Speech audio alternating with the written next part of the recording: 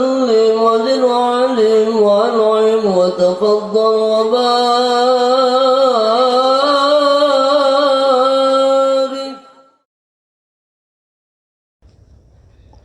بسم الله الرحمن الرحيم.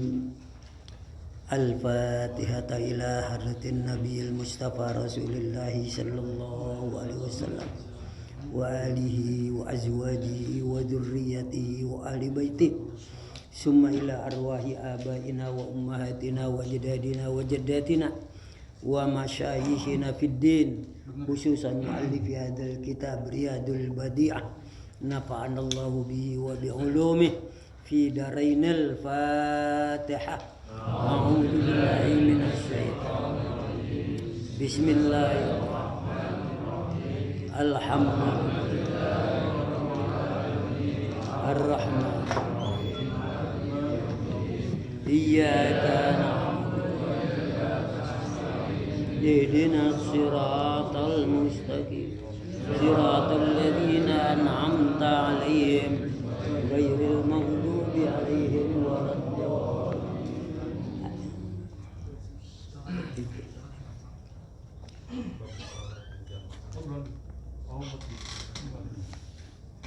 Bismillahirrahmanirrahim. Alhamdulillahi rabbil alamin. Wassalatu wassalamu ala sayyidina Muhammadin asrafil anbiya wal mursalin wa ala alihi wa sahbihi ajma'in. Subhanaka la ilma lana illa ma 'allamtana innaka antal alimul hakim. Rabbi israh li sadri wa yassir li amri wahlul 'uqdatam min lisani yafqahu qawli wa bisanadinal muttasili ila sayyidinal muallif rahimahullahu ta'ala wa adaman naf'a bih wa bi'ulumihi fi daraini amin. Wa qala. Apa nih, mufsidatus shalah atau shalatul jamaah? Shalatul jamaah. Ayo ikuti. Bismillahirrahmanirrahim. Bismillahirrahmanirrahim. Babu sholatil jamaati. Hiya fardu kifayatin. Ala ahlil baladi. Wa yajibu alaihi. Alaihim ya. Ini ketekuk nih nggak kelihatan. Wa yajibu alaihim. Iqamatuha. Fi mahallin. Dohirin linnasi. La yastahyi. Ahadun. Min dukhulihi. Was sunnatu. Ayyusalliyas sakhsu. Jama'atan. Walau ma'a ahli baiti. Segitu dulu. Nanti wayajibu alal muqtadi ya, saya terusin. Bismillahirrahmanirrahim. Salatu babu salatil jamaah. Hadza babun fi bayani salatil jamaah. Ini satu bab menjelaskan tentang salat berjamaah. Arti salat berjamaah, ada imam, ada makmum. Makmumnya boleh banyak, boleh sedikit. Minimal seorang. Kalau ada seorang imam satu, makmum satu, namanya berjamaah. Apalagi imam satu, oh jamaah 10.000, sama berjamaah namanya. Wahia, sholat berjamaah itu fardu kifayatin ala ahlil baladi. Hukumnya fardu kifayah terhadap penduduk satu negeri. Ya, balad ada yang arti negeri, ada yang artiin kampung. Hukum sholat berjamaah adalah fardu kifayah atas penduduk kampung, penduduk negeri. Artinya apa? Fardu kifayah, paham nggak arti fardu kifayah apa tuh?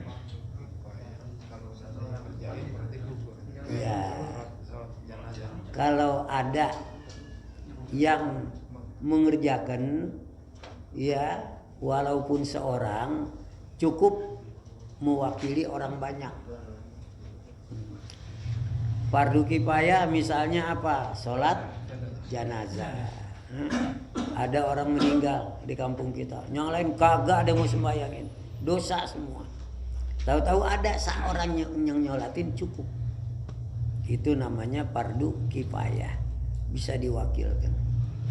Termasuk orang beri salam, assalamualaikum, pada diam semua, dosa. Ada yang jawab di pojokan, waalaikumsalam, jadi.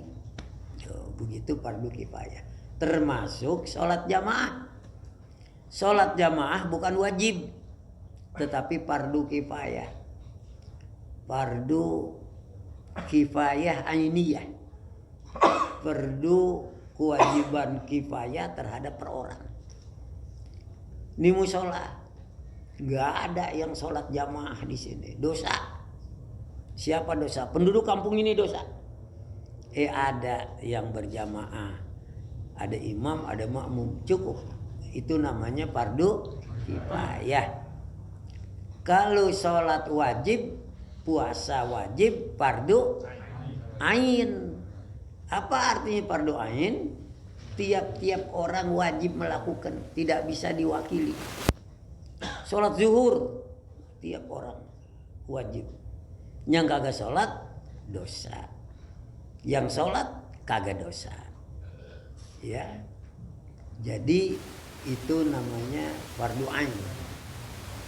Bisa bedakan antara fardu ain dan fardu kifayah. Dan kita mesti tahu yang mana fardu ain, yang mana fardu kifayah.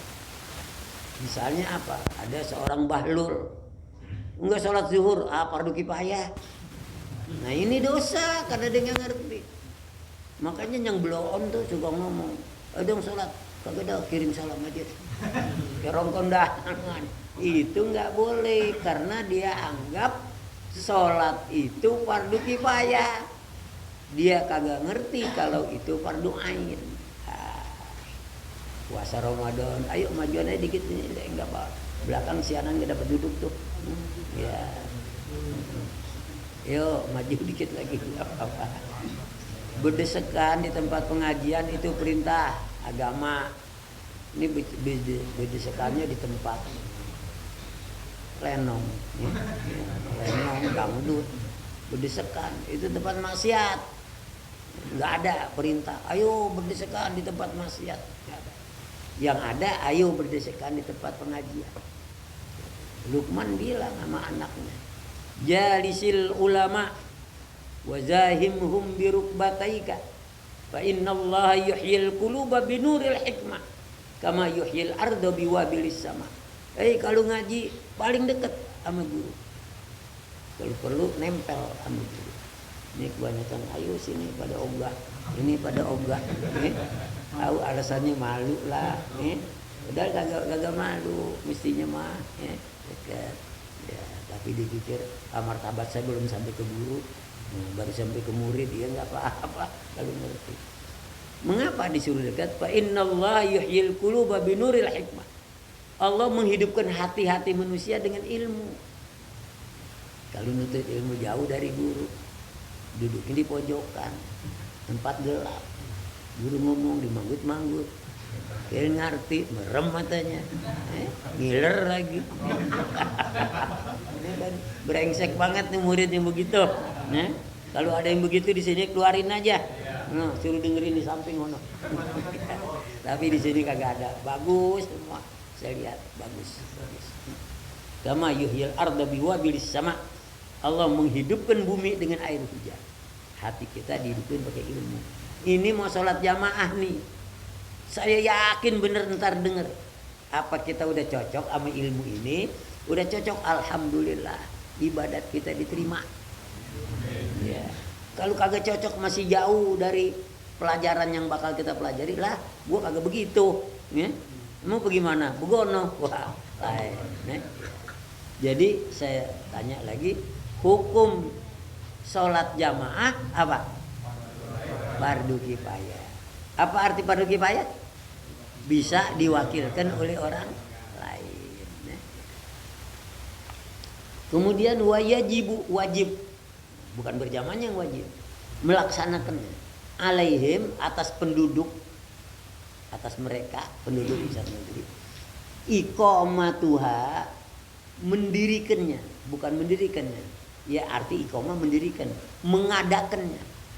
Ini sekampung kagak ada yang ngadain sholat jamaah, dosa, wajib diadain. Apa maksudnya? Musola, masjid itu untuk sarana agar orang bisa sholat berjamaah. Jadi makanya setiap kampung ada masjid, setiap ini ada musola. Memang itu wajib kepada penduduk satu kampung melakukannya. Di sini sebetulnya yang dimaksud bukan melakukannya, menyiapkan tempatnya supaya orang pada mau sholat. Fi mahallin dohir, di tempat yang zohir apa? Nampak, di tempat yang nyata. Mana musola? No, orang jauh bisa lihat. Musola ada di dalam, kecil bener. Orang mau masuk pada malu, enggak bener itu. Kecuali emang tempatnya situ doang ya. Ada tempat lapangan apakah agak diumpetin musola? Ya. Diumpetin jangan. Jadi di sini hukumnya bagi masyarakat satu kampung menyelenggarakan tempat sholat jamaah. Artinya apa? Mesti ada musola, mesti ada masjid. Dan kalau mau bikin musola, bikin masjid, artinya fi mahallin dhahirin linnas, tempat yang bisa dilihat oleh semua orang. Orang dari mana-mana nanya, Pak, mana musola? Itu tuh kelihatan kubahnya, umpamanya. Itu jalannya ke sini, tuh kelihatan pintunya. Itu begitu. Linnas. La yastahi ahadun. Sehingga seorang kagak ada enggak merasa malu. Min dukulihi, masuk ke musola atau masuk ke masjid. Bagaimana caranya? Ya tempat terang, tempat mudah dijangkau, semua orang gampang masuknya. Jangan mana musola di sini Pak, ini pintu ditutup, Bapak buka aja, ntar masuk lagi ke kanan, dari situ dari ke kiri, kata lu, gua gak sholat dah. Yang salat nih yang bikin musola, mestinya dia harus di sini begitu. Ya mahallin dohir, tempat yang nampak, linnasi bagi orang-orang. Wala la yastahi, sehingga mereka tidak malu. Ya. Ahadun, seorang pun min dukhuli, masuk musola. Nah, kalau masuk ke sini, kalau udah masuk blok ya udah enggak malu-malu. Sebab apa? Musola itu emang khusus. Masjid gitu juga, dari mana buka pintu supaya jangan malu masuk masjid. Ya, kalau masjid pintunya pakai rapot banget. Orang yang masuk kudu apa namanya? Nyari gemboknya dulu. Mesti digembok. Oh iya. Dia malu tuh minta mana kunci gemboknya, di malu. Ya. Ya, makanya masjid jangan digembok. Ya, masjid jangan digembok. Ada masjid saking rapinya digembok gede banget. Dibukanya Jumat doang. Lah masjid sih minggu sekali. Ini saking rapinya, tertibnya salah. Salah. Jadi masjid itu pintunya selalu terbuka, selalu bersih, dan setiap orang yang mau mampir ke itu kagak malu-malu lah. Begitu. Itu caranya nih. Jadi biar kita tahu kayak gitu. Siapa tahu di antara kita ada yang bangun musola, ada yang bangun masjid. Ya paling tidak pengetahuan dasar kita tahu. Was sunnatu, dan sunnah hukumnya ayyusaliyas sahsu jama'atan, sembahyang seseorang berjamaah. Kira-kira gimana pengertiannya? Kita datang ke masjid sendiri, mau melakukan sholat zuhur. Kalau bisa, sholat dulu sunnah, sholat ayat al masjid dikit, sholat qobliyah zuhur yang muakkadah, sholat lagi zuhur yang ghairu muakkadah. Emang kenapa? Nungguin orang supaya ada jamaah, supaya sembahyang jangan sendiri. Apalagi kalau kita lihat ada orang lagi ngapain? Wudu. Nah, jangan kita di wudu lama membayangkan diri dah. Jangan. Disunnahkan kita berjamaah. Malah kalau kagak ada, duduk aja di depan dulu, habis duduk nungguin siapa yang mau ikut. Ya, siapa yang mau datang sholat supaya bisa berjamaah. Itu caranya. Was sunnatu, sunnahnya ayusaliyas saksu, sholat seseorang jamaatan, berjamaah. Itu disunnahkan banget, sunnah berjamaah. Seandainya kita tidak ke musola atau tidak ke masjid, mau sembahyang di rumah, walau ma'a ahli baitik, walaupun dengan keluarga rumah, namanya jamaah juga. Kita sholat mau ke masjid, aduh jauh, gerimis lagi, musola memang kagak ada yang dekat, main di rumah aja dah. Disunahkan berjamaah. Bagaimana? Ajak keluarga rumah. Siapa? Istri. Mah lu udah sholat mah? Enggak, gue lagi datang tetamu. Datang tamu artinya lagi ini laki bawel banget. Tetamu dari mana mah? Tamu dari mana ditanya? Kuper bener itu laki. Ya, emang istilah perempuan kan gitu. Ya, ayo mah sholat. Enggak, boleh datang tamu, tegesin lagi. Tamu dari mana mah? Kata bininya, bego. Lagi main. Enggak enak kan dibodoh-bodohin sama istri. Ya, lagi aja belum nanya. Walau ma ahli baitih, walaupun dengan keluarga rumahnya. Siapa keluarga rumah? Istri boleh, anak boleh, pembantu boleh. Pembantu kan rumah tangga. Ada ponakan tinggal di rumah. Siapa aja yang ada di rumah boleh berjamaah. Ya. Yang penting kalau bisa ikuti sunnah Nabi, disuruh berjamaah. Gitu. Jadi jangan, kadang-kadang kan orang malah gitu, udah di musola nih, orang lagi wudu banyak, kagak dindiri juga. Udah mundiri lama banget nungguin wudunya. Orang wudu. Padahal kita orang kagak datang tungguin, siapa tahu ada yang datang, kalau datang diwudu. Orang udah wudu masih kelamaan nungguin doang. Ini artinya orang yang kagak ngerti tentang pahala berjamaah. Kalau Bapak tahu kan, kalau jamaah sembahyang pahalanya berapa? Mati. 27. Kata Nabi, sholatul jamaati tabdulu min sholatil fazzi bisab'in wa isrina darajat. Sholat berjamaah lebih utama ketimbang sholat sendiri, faz sendiri, ya. Walaupun ketimbang sholat sendiri, ya, dengan 27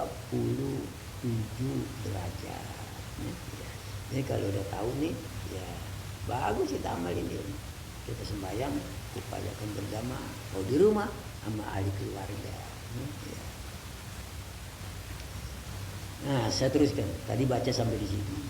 Wa yajibu alal muqtadi. Wajib nih hukumnya bagi makmum. Muqtadi itu orang yang ikut, artinya makmum. Apa wajibnya? Ayyanwiyal jamaah.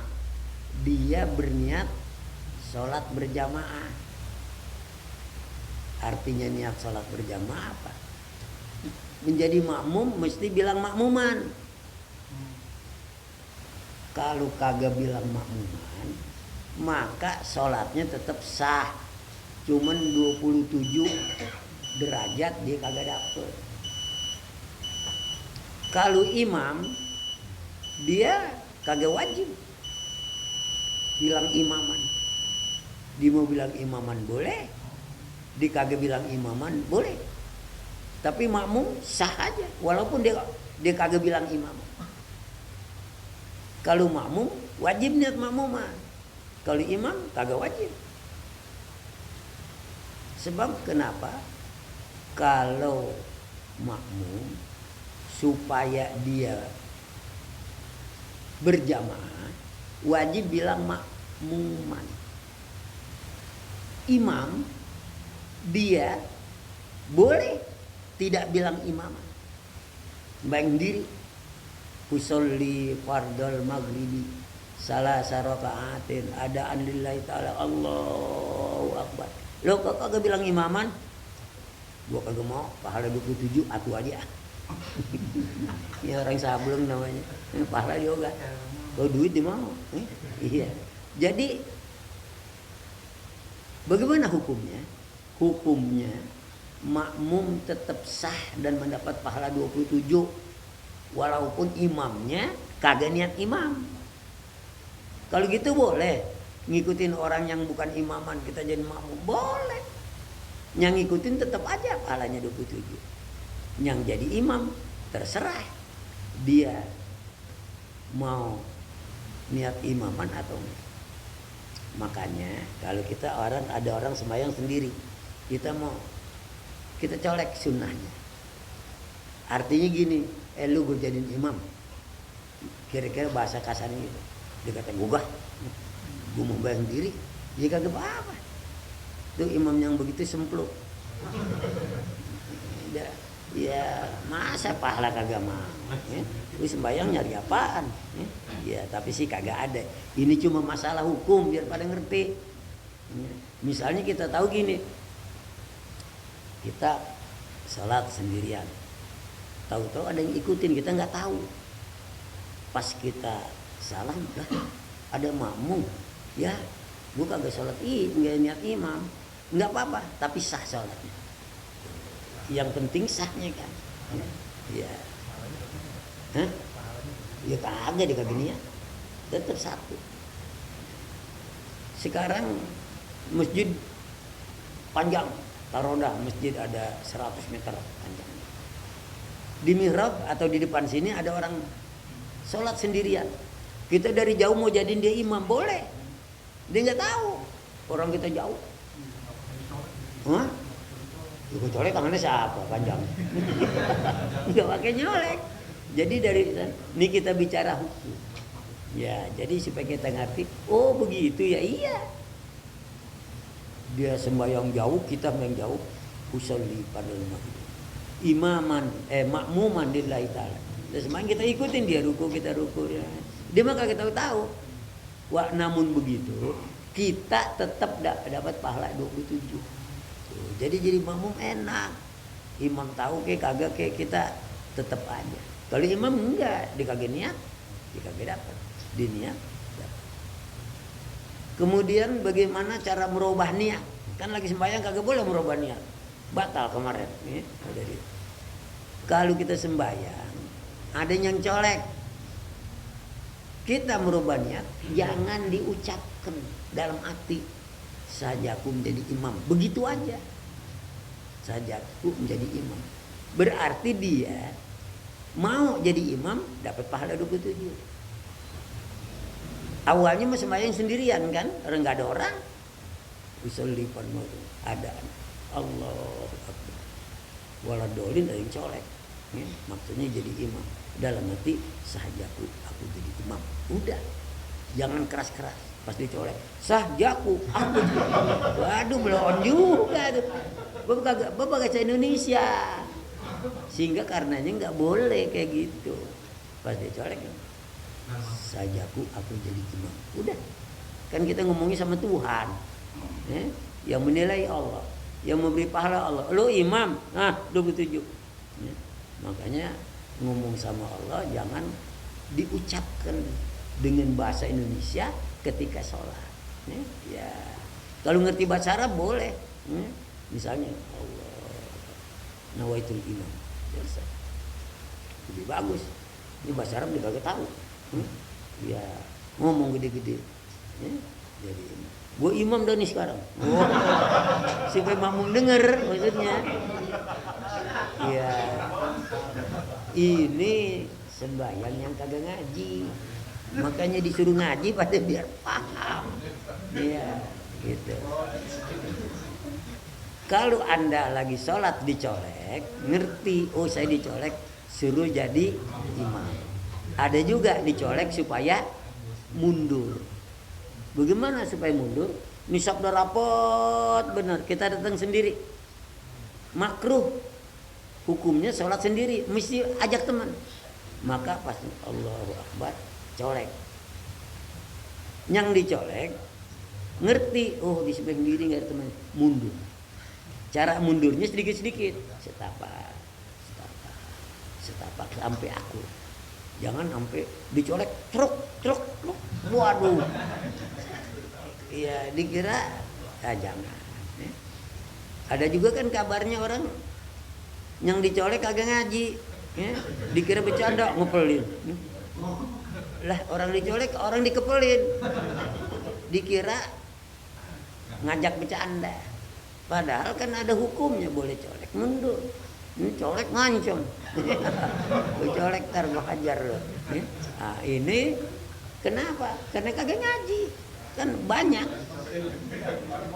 banyak cerita-cerita orang yang kagak ngaji. Tapi sholat. Ada katanya sholat bertiga, satu imam, makmum berdua. Waktu sembahyang ada cecek jatuh. Dia bilang, wah cecek jatuh. Kata imam, padahal kan kagak boleh. Yang satu bilang, oh dia ngomong, batal tuh sholatnya. Yang tiga itu, bagus gua kagak ngomong. Ngomong juga namanya. Iya. Bagus gua kagak ngomong. Ente lu ngapain? Nah, ini artinya batal semua. Semua tiga-tiganya batal. Sembayangnya yang kayak gitu. Nah, saya iya. Itulah perlunya ngaji. Sebab di dalam ngaji yang namanya makmum harus ikuti semua kerjaan imam dalam sholat. Dalam sholat, ini kebetulan imam udah rapi sholat, banting kopiah. Makmum banting. Emang imam banting kopiah? Lah itu bukannya rukun sholat. Karena tidak paham. Ya, inilah. Jadi wa yajibu 'alal muqtadi, wajib hukumnya bagi orang yang jadi makmum ayyan wiyal jamaah, niat berjamaah. Mana sih niat berjamaah? Sajaku jadi jamaah, bukan, bilang makmuman. Itu artinya berjamaah. Wajib. Kalau dia tidak, dia berdosa. Sholat orang banyak, kok dia kagak berjamaah. Ya? Boleh berjamaah kalau nggak ada orang bareng satu. Nih orang banyak, dia kagak niat jamaah. Jadi kalau kita makmum jangan lupa niat makmum. Kalau imam tadi saya bilang boleh dia mau niat imaman atau dia tidak niat. Tapi kalau dijadi imam Jumat haram kalau dia kagak niat imam. Wajib niat imam. Sebab Jumat nggak bisa sendiri-sendiri kayak sholat zuhur. Ya, kalau Jumat memang sahnya berjamaah. Dia nggak jadi imam, nggak boleh. Iya, kalau Jumat usolli fardhu jumu'ati rak'ataini imaman lillahi ta'ala.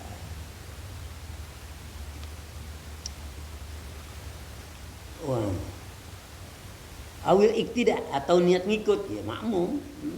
Sajaku ngikut imam, ya. Lebih bagus dikatakan makmuman lillahi ta'ala.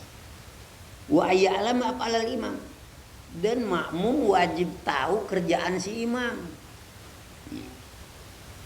Misalnya gini, ini imam di sini, ada orang jadi makmum di belakang tembok tuh, enggak sah. Sebab apa? Dikagak lihat kerjaan imam. Mestinya begini, imam rukuk dia tahu, imam sujud dia tahu, imam takbir atau ihram, imam pindah rukun dia tahu, imam salam dia tahu. Tidak sah hukumnya kalau seorang yang jadi makmum dia kagak lihat imamnya. Nggak boleh. Kalau sekarang kan biasanya pakai TV. Atau kalau kagak lihat, asal nyambung jamaah, dia tahu kerjaannya lewat jamaah. Misalnya ini di sini ada tembok, kita yang belakang tembok lihat nih temen kita ruku, kita ruku. Kita jadi bisa ikutin temen kita yang lihat imam, boleh. Yang kagak boleh, kagak sama sekali, sembahyang sendiri di belakang tembok sama imam ruku, ngapa dia kagak lihat, tapi niatnya makmum, tidak sah.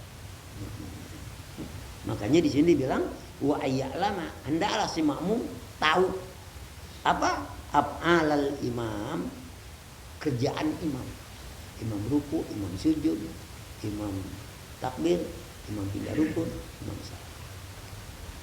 Wa ayyutabi'ahu biha, dan hendaklah dia ikutin. Ini cara ikutin kayak apa?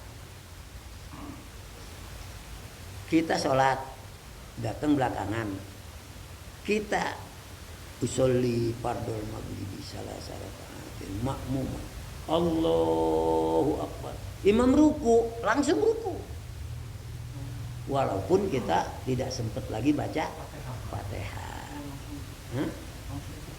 Ikut, jangan kita baca Fatihah juga. Atau kita buru-buru Allahu akbar bismillahirrahmanirrahim alhamdulillahirrahmanirrahim. Imam ruku langsung. Walaupun Fatihahnya baru sampai belum rapi. Ya. Iza raka'al imamu farka'u wa iza sajada fasjudu wa iza shalla qa'idan sallu qa'idan. Kalau kamu jadi makmum, kalau imam ruku, imam sujud, imam sholatnya duduk, kamu duduk juga. Padahal kan sholat duduk bagi orang yang mampu diri kagak sah, begitu rukun. Tapi posisinya kita jadi makmum harus ikuti imam. Imam kebetulan sakit, yang kagak kuat diri, dia duduk nih imam, maka kita jamaah duduk juga ikutin imam. Begitu besarnya martabat imam, kudu diikuti. Asal imamnya memenuhi persyaratan jadi imam. Jadi imam bukannya baru pulang haji terus aja jadi imam. Fatihahnya kagak becus, kagak sah, enggak sah. Orang anggap ini pulang haji, ayo imam, yang begitu haji gile. Iya, haji doang, kan bukannya jadi imam harus haji, enggak. Imam harus fasih bacaannya. Nanti ada ketentuan jadi imam di sini. Wa ayyajma'a ma'ahu fi makanin wahidin. Sampai sini dulu dah. Bahwa hendaknya bersatu antara imam dan makmum di satu tempat. Di mana? Di musola. Jangan yang jadi imam di musola, makmumnya Haji Tiri ini di rumahnya, enggak sah. Bukan satu tempat namanya. Ya, jadi imam di masjid, kita di musola, ya kagak sah. Jadi kalau berjamaah syaratnya hendaklah imam dan makmum di satu tempat. Wallahu a'lam bishawab. Sampai sini. Nanti baru kita terusin. Kalau ada pertanyaan yang kurang paham apa? Silakan. Kalau jadi imam kita harus ngerti ya. Kalau kita jadi imam harus salah.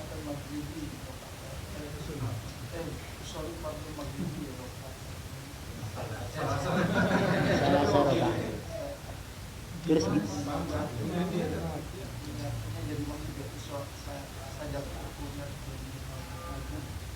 enggak, dia jadi imam apa makmum? Kalau dia jadi imam, imamin sholat maghrib, ya namanya jadi imam, imaman lah. Walaupun hukumnya nggak wajib, kan dia jadi imam kepengen dapat pahala berjamaah.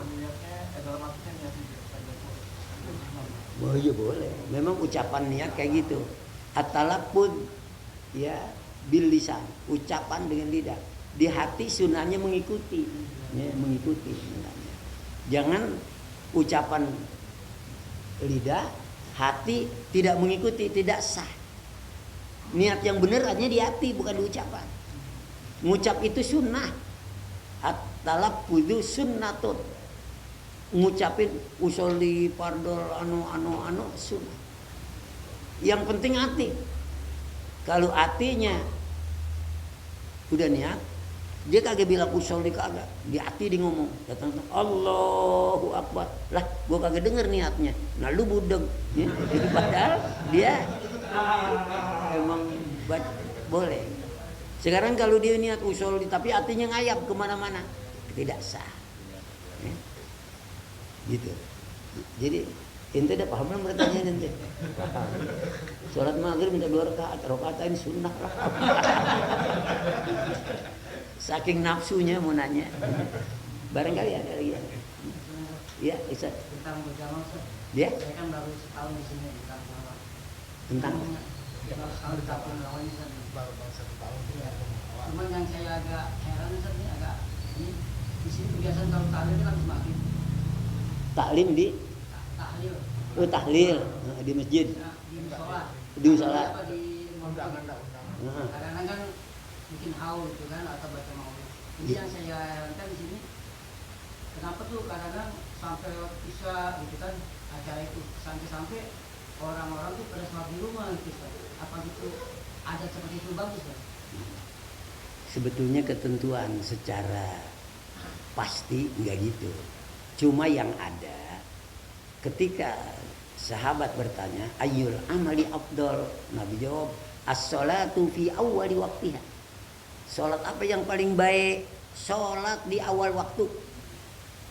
Kemudian kita lagi tahlil atau kita lagi kerja di rumah, lagi macul, lagi apa. Lalu masuk zuhur. Apa kita harus segera sholat? Tidak juga. Boleh. Misalnya zuhur jam 12, asar jam 3, sembahyang zuhur jam 2:30 boleh. Artinya boleh apa? Sah sholatnya tapi tidak afdol. Kalau mau afdol awal waktu. Sekarang kita lagi tahlil, lagi zikir, masuk isya umpamanya. Dia terusin, ya nggak apa-apa. Sebab apa? Boleh waktu sholat ada 3 waktu kan. Satu namanya waktu afdoliyah. Yang kedua namanya waktu takhyir. Takhyir itu apa? Milih. Afdol kalau udah masuk zuhur jam 12. Milih, gue nggak mau tidur dulu, sembahyang tasnya 2 aja, boleh. Saya mau sembahyang jam 2 aja dah lah, baru ada urusan. Saya mau 2:30 aja, sah semua. Itu tahyir. Yang ketiga namanya mudoyak. Waktu udah sempit banget, udah tinggal 5 menit lagi habis zuhur, tuh buru-buru. Nah itu makruh, yang makruh.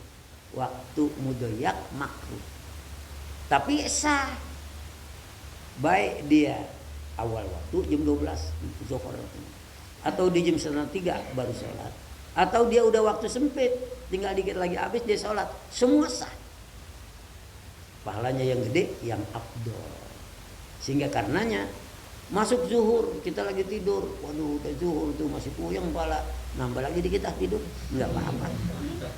Ya nggak apa-apa. Nah, jadi apalagi orang tahlil, rame-rame, atau orang lagi ngapa masuk isya masih tahlil terus, ya nggak apa-apa. Orang ada waktu. Apakah nggak bisa juga ada seperti itu? Ada ini yang bisa gitu Ustaz. Karena habis tahlil itu rata-rata pada pulang ke rumah, sekarang misalnya kosong. Yang saya sering gitu ya, itu nggak bisa seperti itu yang sama sejuta gitu. Ada di kampung ini gitu ya. Tahlilnya di, habis isya gitu tahlilnya di masjid atau atau di rumah ngundang gitu kan. iya. Habis maghrib gitu kan, sampai yang saya maksud sering banget isanya nggak di musola gitu, masing-masing pulang. Kenapa nggak di isya aja gitu yang saya maksud itu? Bikin acara gitu. Yang mengundang pertama. Kalau Malaysia kan nggak itu Ustaz, kebanyakan kan kalau dia nggak bikin haul atau nggak bikin maulid, maghrib boleh lah karena pas isya. Tapi kalau dia bikin acara, ada acara maulid gitu kan, baca, kalau nggak habis maghrib pasti kan lewat isya ya, jauh banget gitu. Jadi yang bagusnya kalau menurut saya sih bisa gitu Ustaz. Tapi kenapa ada seperti di kampung lawan begini Ustaz gitu. Yang saya agak bingung gitu. Tergantung yang undang. Kebanyakan ini yang saya tahu banyak ada. Iya, iya. Komen undang gitu. Artinya gini, memang bagusnya kita mau bikin acara habis maghrib. Saya paling sering tuh, karena pengajian saya habis maghrib. Mereka itu baca azab, baca apa, pas isya berhenti sholat dulu, baru lanjutkan tausiahnya. Sehabis isya itu yang bagus. Atau kalau mau ngadain apa-apa habis isya, maghrib udah rapi, isya udah rapi, udah nggak sholat lagi subuh, apa yang subuh nggak rapi. Bagusnya kayak gitu. Cuma kan orang kadang-kadang punya cara sendiri-sendiri. Gue mau habis maghrib, ngundang orang maghrib. Tuh yang bikin acara atau yang mimpi tahlil udah isya, sabet aja terus. Sampai orang-orang sholat di rumah. Yang mau disalahin siapa tuh kira-kira? Pertama, ya kita sih nggak nyalain, artinya yang kurang tepat itu yang ngundang. Kamu kenapa bikin acara dari maghrib kok isya nge-stop? Satu. Kedua, jamaahnya. Kenapa kok deket musola atau berjamaah pulang? Yang mau disalahin siapa? Semuanya nggak mau disalahin. Nah, jadi bagaimana? Kebijaksanaan hukum itu memang boleh, cuma kurang baik. Sebaiknya kalau kita mau ngadakan acara maghrib nggak apa-apa, ntar isya berhenti dulu, sholat isya baru lanjutin. Atau kalau kita mau bikin acara enaknya habis isya ngundangnya, ntar ke rumah maulid apa habis isya. Nah, yang ngundang maksudnya apa? Sholat maghrib dulu, sholat isya dulu, baru datang ke rumah. Itu yang bijak. Kalau yang tadi kedua yang antum bilang, itu dua-duanya kurang bijak. Tuan rumah ngundangnya habis maghrib. Nah kita diundang habis maghrib, datang habis isya enggak? Iya kagak enak gitu. Kalau kata tuan rumah, lu gunung maghrib isya dan makan doang lu datang, enggak enak juga. Kita datang habis maghrib dah nurutin dia. Udah acaranya ngapain? Maulid, saman, tahlil. Jangan begitu. Kalau kita mau acaranya tahlil aja, supaya isya rapi. Udah pulang dah. Berberkat, udah pulang awal waktu kan mantep. Jadi kalau udah ngaji, mestinya siapa aja dah, orang Kampung Rawa ke, orang Kebon Jeruk ke, taati ini. Supaya bisa sholat berjamaah. Kadang-kadang memang ada orang berjamaah, dia rumahnya dekat musola, dia juga berjamaah di rumah aja. Emang apa? Gue demen kalau di rumah habis musola gue tidur dah di masjid pakai wirid lama banget. Ya itu namanya kadar imannya seseorang. Kita mau nyalain begini begitu, ya kita dilawan. Emang apa? Gue gak berjamaah. Emang berjamaah gue wajib? Jawabnya emang bukan wajib. Emang kenapa? Saya mau sholat di rumah. Emang kagak sah? Ya sah, kan susah. Memang ada yang hadis Nabi bilang, la sholata li jaril masjid illa fil masjid. Tidak sah sholat tetangga masjid kecuali di masjid. Tetapi yang dimaksud itu la sholata kamilatan, kamilatannya dibuang, sehingga la sholata illa tidak lidaril masjid illa fil masjid. Tidak sah tetangga masjid. Jadi artinya maksudnya la sholata kamilatan, tidak sempurna seorang sholat seseorang kalau dia dekat masjid sebaiknya di rumah. Bukan tidak sah, tapi hadis berbunyi tidak sah, tapi pengertiannya tidak sempurna. Begitu. Kalau ustadz yang undang, umpamanya ente yang undang, saya yakin banget dah maghrib isya rapi. Gua ngerti. Atau ngundang kita suruh ke rumahnya tahlil, paling kagak habis isya. Nah, itu yang kalau mengundang habis maghrib, hormatilah waktu isya supaya mereka berjamaah. Lalu apakah dosa mereka itu? Dosa sih kagak, ya cuma makruh. Kalau mengundang bagusnya habis isya. Tuh. Kenapa begitu? Acara itu sering banget, apakah kalau mau bikin mana? Iya. Orang tua itu sering banget rohan. Iya. Yang paling celaka lagi maulid sampai jam 2 malam. Ceramahnya banyak banget. Habis pulang ngantuk, hatung yang subuh. Lah, itu namanya nyari jarum hilang kampak. Yang dengerin ceramah kan sunnah, bukan maulid sunnah. Wajib, subuh kan wajib. Ceramah sampai jam 2. Akhirnya yang dengerin ngantuknya luar biasa. Sampai subuh dia kagak tahu, kagak ada yang sholat subuh. Yang dosa siapa tuh? Apa yang ceramah? Apa yang ngundang? Apa yang nggak sholat? Ya jelas ya nggak sholat. Ya. Makanya kalau begitu ya nanti inti iniin. Saya udah ngaji, sunnahnya kita habis isya aja rutin acara. Jadi nggak mengganggu jamaah. Gitu. Kalau dibilang, lu baru ngaji segitu aja ngajarin gua. Udah diem aja dah. Kan orang kampung susah. Orang kampung kadang-kadang begitu. Kita mau ajak sholat disuruh kirim salam itu. Lu aja dah Tuhan tahu, gua lagi repot. Tuhan apanya kagak tahu. Ini kan gitu. Kita omelin apa? Ya gua lu omelin. Lu yang bener-bener aja. Kuburan kita beda, kuburan kita beda. Jadi emang begitu. Kalau kita mau jadi ustadz atau jadi penceramah, mesti sabar. Nabi kan udah ceramah juga, ya? Malah ditimpain juga, Nabi ditimpukin juga. Yang begitu. Apalagi kaum Nabi Nuh. Nabi Nuh 950 tahun umurnya. 1000 kurang bocah. Iya. Dia ngajak orang paling banyak katanya 30 orang 950 tahun. Udah gitu yang musuhin banyak. Kan sampai dibilang Rabbi kullama da'autuhum ja'alu asabi'ahum fi adhanihim wastaghsaw siyabahum wastakbaru istikbara. Ya Allah, setiap saya ajak nih orang, telunjukin dimasukin ke kuping. Saya kalau udah lihat itu saya timpa kalau gitu. Nabi itu lagi pada semua pada dekat kuping. Kalau kagak diangkat bajunya. Diangkat bajunya. Gua gak denger di pada kata itu. Wastakbaru istikbar. Karena Nabi Nuh kagak sabar, lain main Nabi kita. Apa kata Nabi Nuh? Rabbi la tadhar minal ardi alal kafirina dayyara. Innahum intadarhum yudillu ibadak walam yalidu illa fajiran kafar. Ya Tuhan, sikat aja udah. Kalau sikat bersih bener udah. Bagaimana caranya? Udah. Apaan? Air bah. Ya, Nabi, udah sikat aja udah sikat. Jangan. Innaka intadarhum. Engkau ya Allah kalau engkau biarkan mereka berdua aja laki sama perempuan, walam talidu illa fajiran. Nanti dia beranak begitu juga anaknya. Sikat aja udah.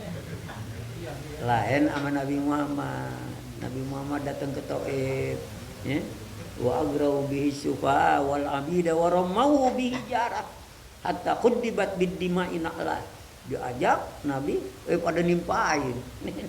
Sampai berdarah. Nabi pulang putus asa, lagi duduk datang malaikat gunung, malaikatul jibal.